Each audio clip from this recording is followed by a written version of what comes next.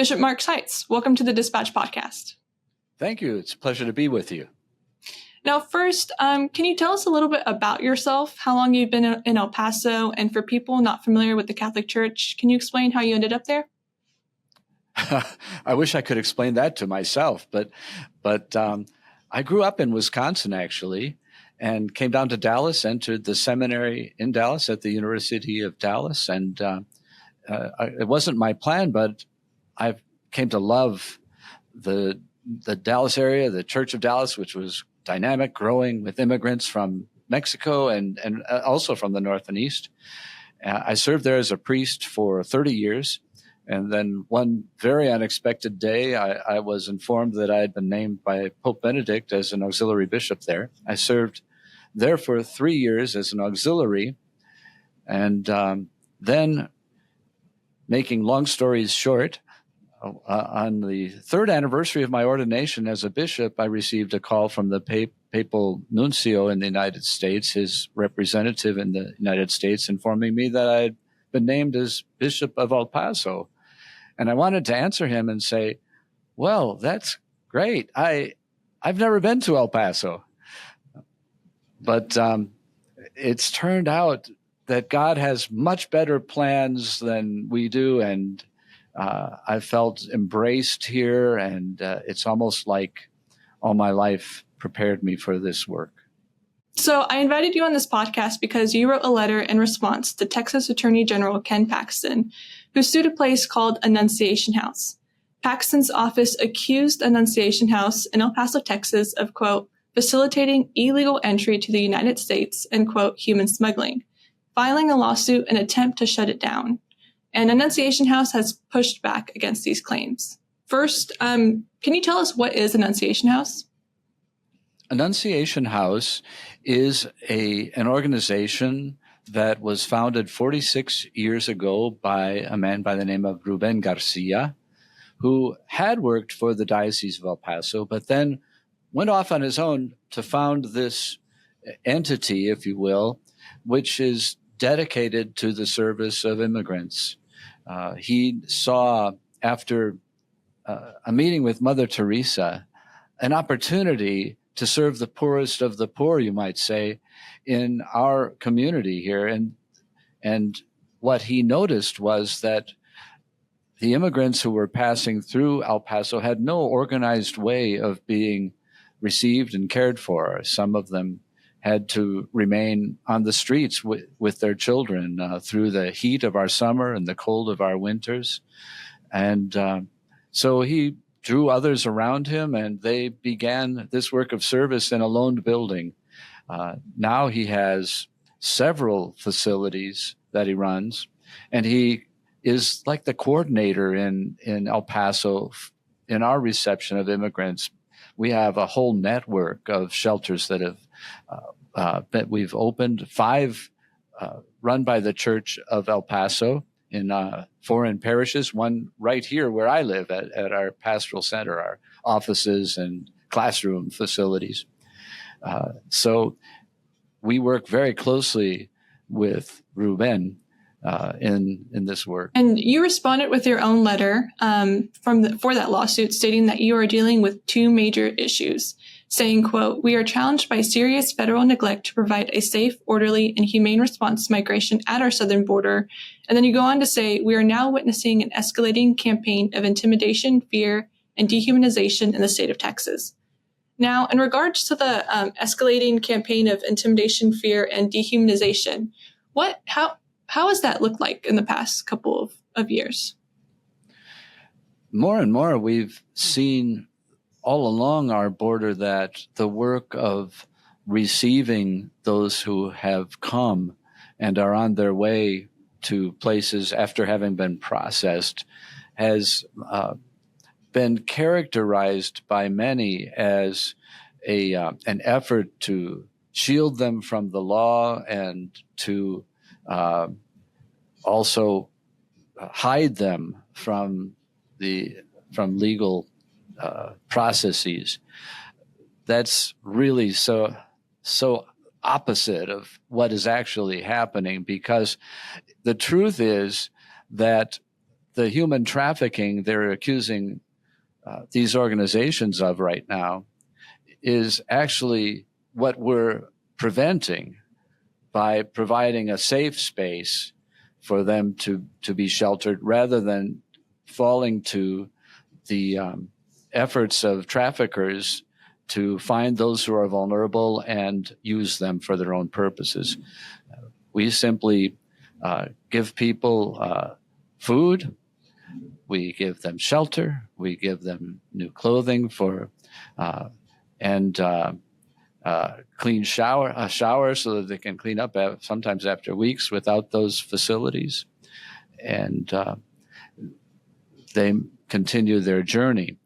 And I need to mention that what happens before we receive them in practically every case is that they have turned themselves in to the border authorities, Border Patrol, and they have been vetted, processed, given documents to legally stay in the United States and make their asylum case, and to travel.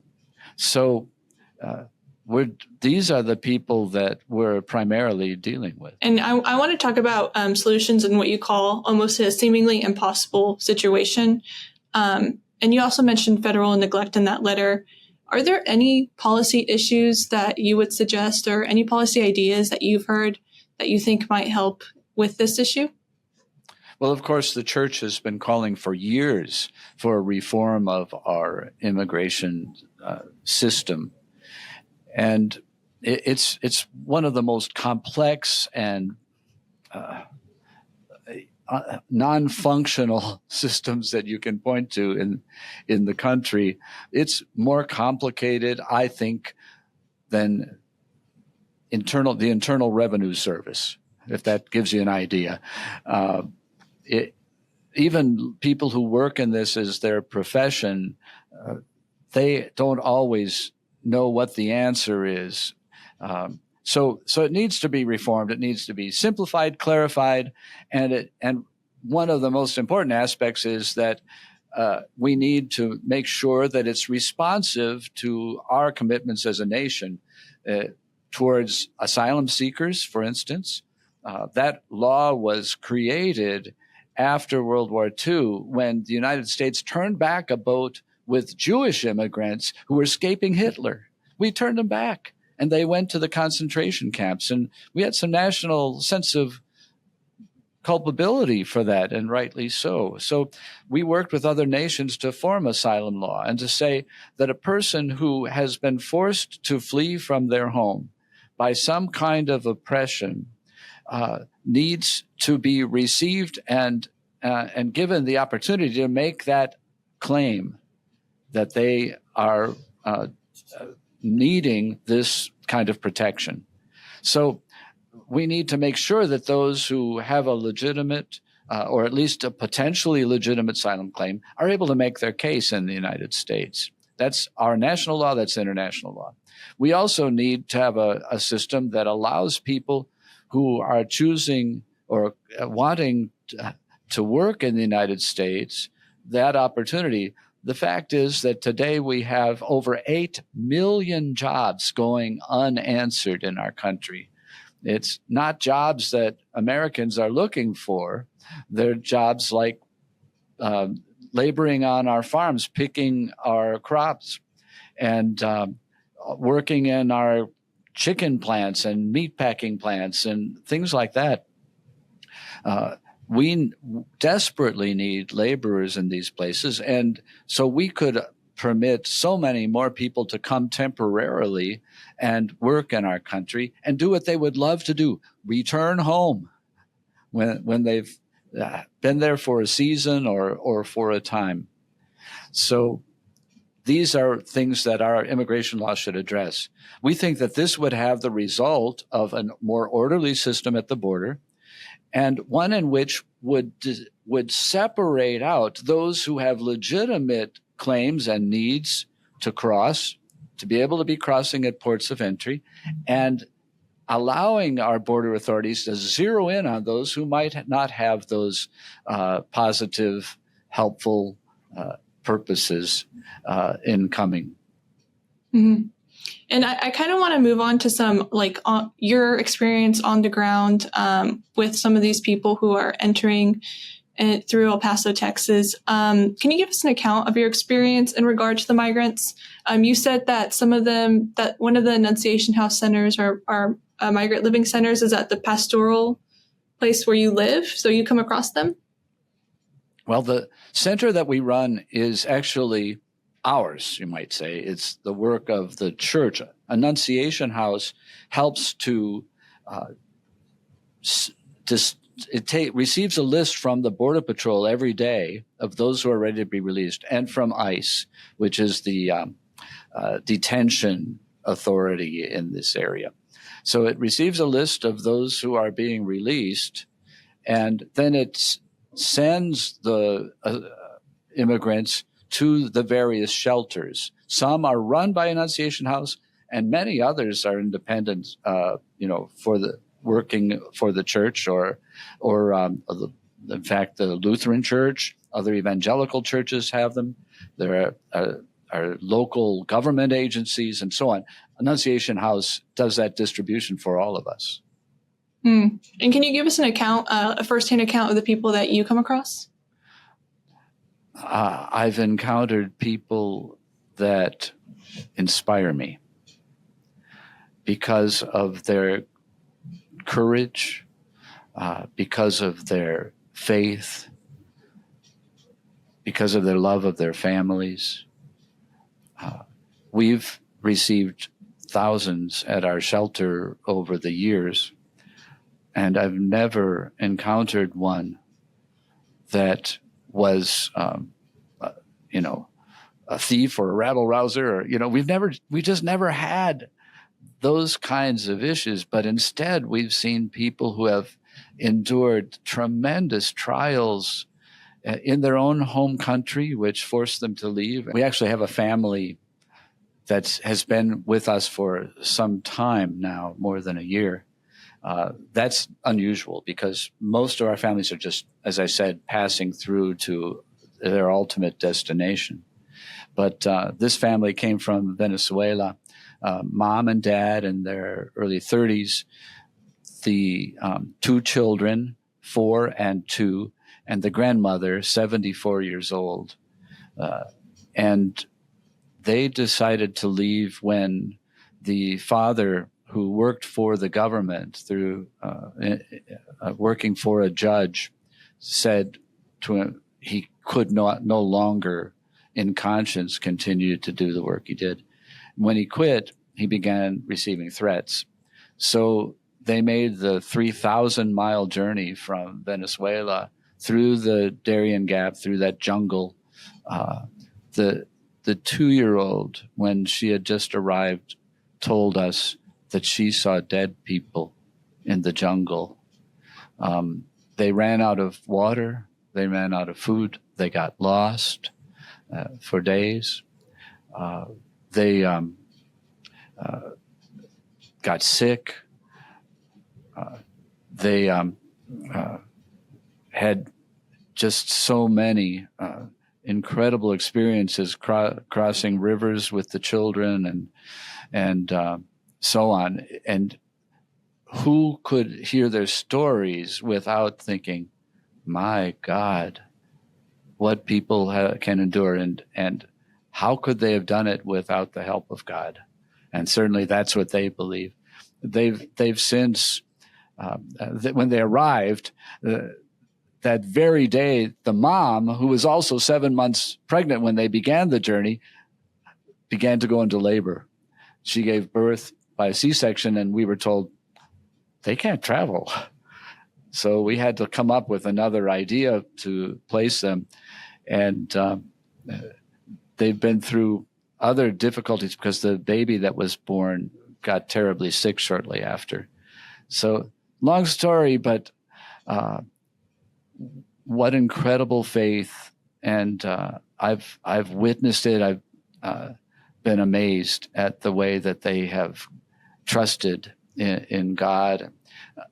He was so anxious to work when he came, the father, and so frustrated that our laws would not allow him to. It took a year to get permission to work.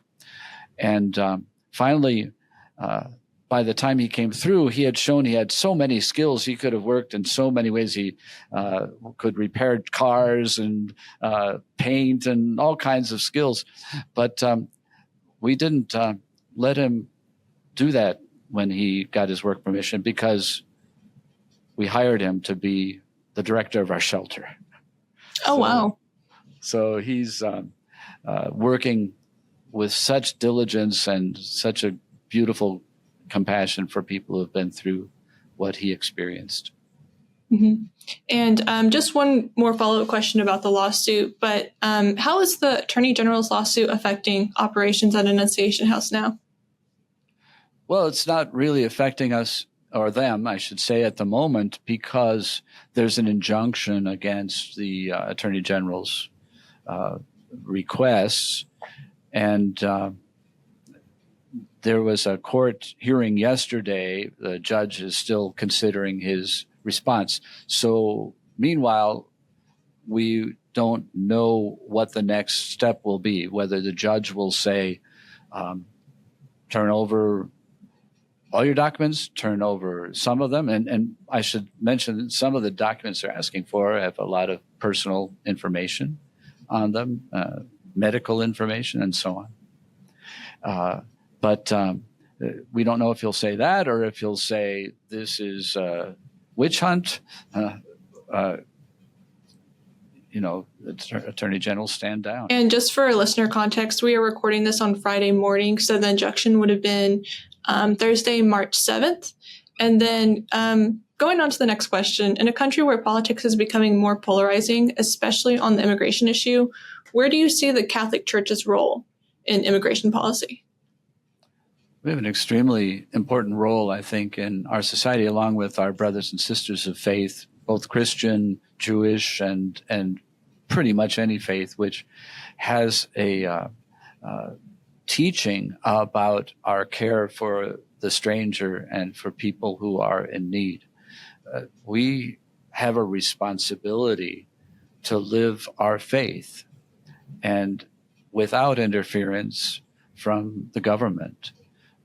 That is our responsibility, our role. We certainly want to work in accordance with our laws, and we believe we do. But this kind of threat that we have received makes us fear whether the government will make a work of Christian charity turn into something that is seen as a violation of the law. So we're very concerned, and we will continue to make clear what our responsibility as Christians is, to love our neighbor, to serve the one who said, I was a stranger and you welcomed me. Mm-hmm. And I do want to pivot to talk about crime. There are people who do live in fear. For example, the University of Georgia student Laken Riley, who was murdered by, quote, what some news media outlets are calling an illegal immigrant. What do you say in response to those people living in fear? And even the term illegal immigrant, is that a word you would use? No, I wouldn't speak of them as illegal immigrants, or as sometimes people say, illegals, because, under the kind of, we don't speak about our brother and sister human beings as being illegal. That characterizes the whole person, and it doesn't respect the complexity of the issues, which I hope from our conversation are already clear that they're exercising a fundamental human right when they feel forced to migrate and look for some other place. It's like somebody whose house is on fire and they run next door. How sad our country would be if people would start saying, well, sorry, but you're trespassing on my property. So first of all, that. And then also the stereotyping that's going on, because it's not a problem of saying this one person who was an immigrant did this horrible action. That's not what's being said. What's being said is these people, they're criminals, they're illegal, and so they are something to fear. Surveys and studies have shown that, in fact, if you want to identify the group that is more responsible for crime in our country, and if you look at divided into two groups, those who are citizens of our country and those who are not, you'll find that more crime is committed by people who are citizens than by people who have recently arrived. In fact, immigrants tend to be the most law-abiding and,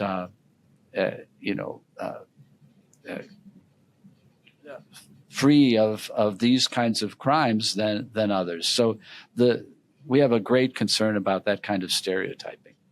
Mm-hmm.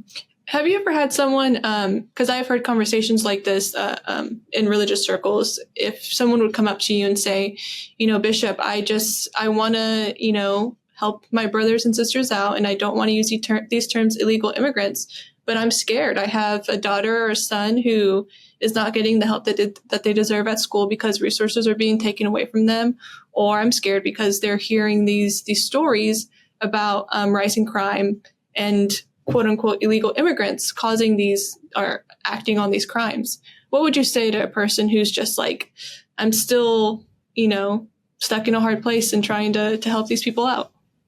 I think maybe the first thing I'd say is, I'd like you to meet an immigrant. I'd like you to hear their story, because when that happens, a person's view of these others can change dramatically. We begin to see that they have the same fears, the same concerns, and perhaps even more reason for those fears and concerns than we do. We see that they are just like us. And as Christians particularly, but certain, as I say, all people of faith, or even citizens who are people of goodwill, we can't just stereotype a whole group or throw them to the side. We need to be willing to meet them, talk to them, hear their concerns, and then work together. Yes, it calls for some kind of willingness to reach out beyond our own familiar setting. But when we do that, it actually enriches us. The truth is that our nation is receiving a great resource, a great human resource in those who are coming. They are the ones who are going to be helping to keep our Social Security in the black, because we're not producing enough children to pay into it. They're the ones that are paying many of our taxes, and they're actually a benefit to our schools, because a school is given as an allotment based on the number of students. So some of these fears are not well-founded. And so I have just three more questions. What do you think people get wrong about the Catholic Church's approach to this issue? Well, I think, as many things in the political realm are today, there is a lot of misinformation out there and labeling.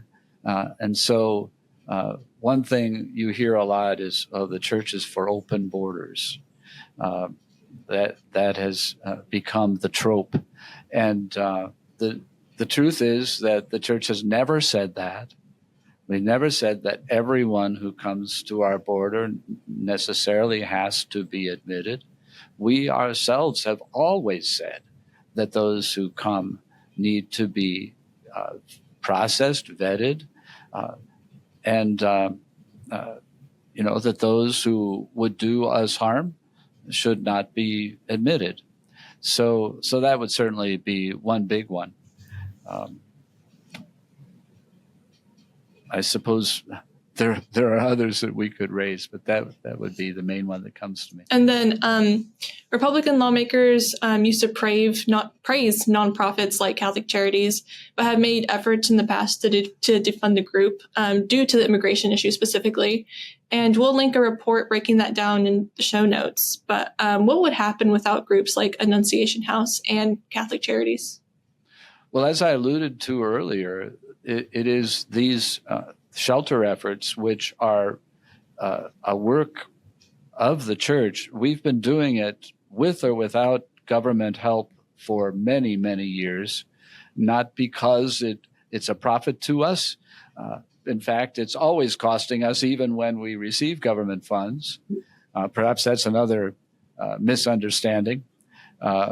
We do not because it helps us, but because we want to serve Jesus Christ and we want to serve our brothers and sisters. That's that, it would be a sad thing, wouldn't it, if people of faith could be characterized just as in it for themselves.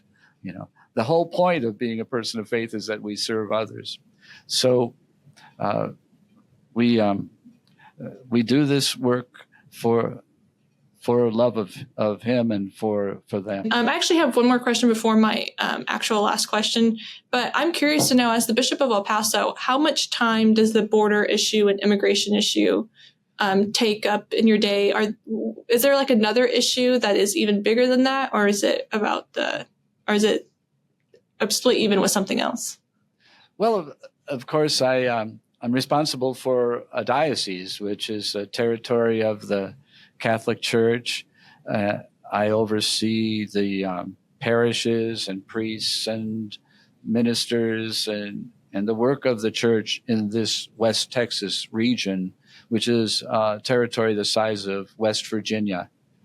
And as you might imagine, there's plenty of work to do that if I was just to talk about the celebration of the sacraments and the formation of people in faith and so on.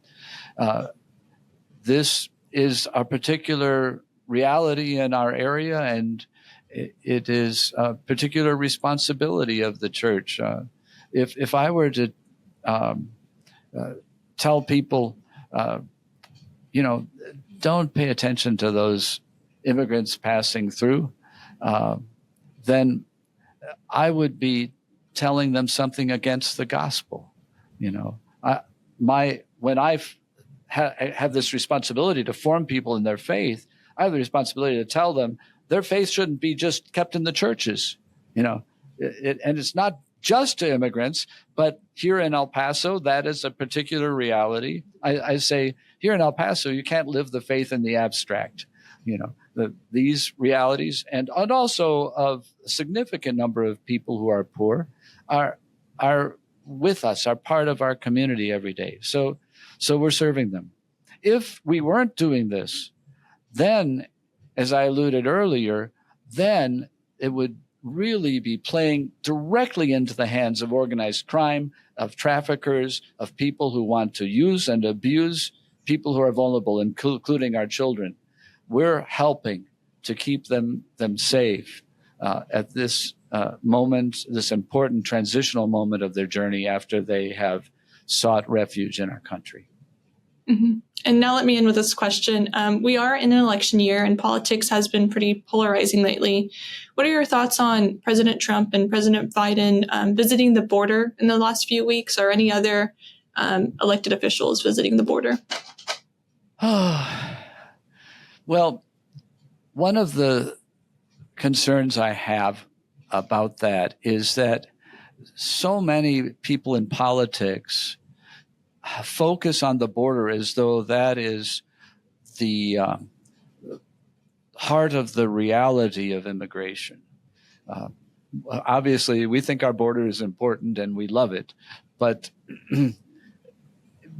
I worry about the zeroing in on a line that separates our country from another friendly country, I might admit, as the place where all of our immigration challenges need to be dealt with.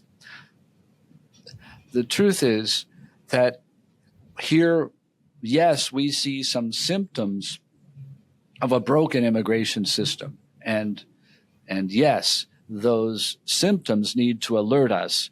But if someone comes to you and says, my leg really, really hurts, and you just say, take these 2 aspirin, see if you feel better, but we don't check to see if they have a broken leg, then we have a problem. At the border, we see symptoms, not causes of an immigration challenge. And so if we're ever going to really address a system that is not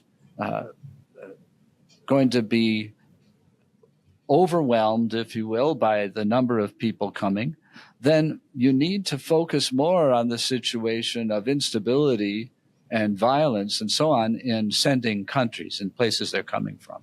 And you also need to have a system, not just at the border, but in our country, by which people are received and integrated into our country as generations of immigrants have been through the life of our nation, a nation of immigrants.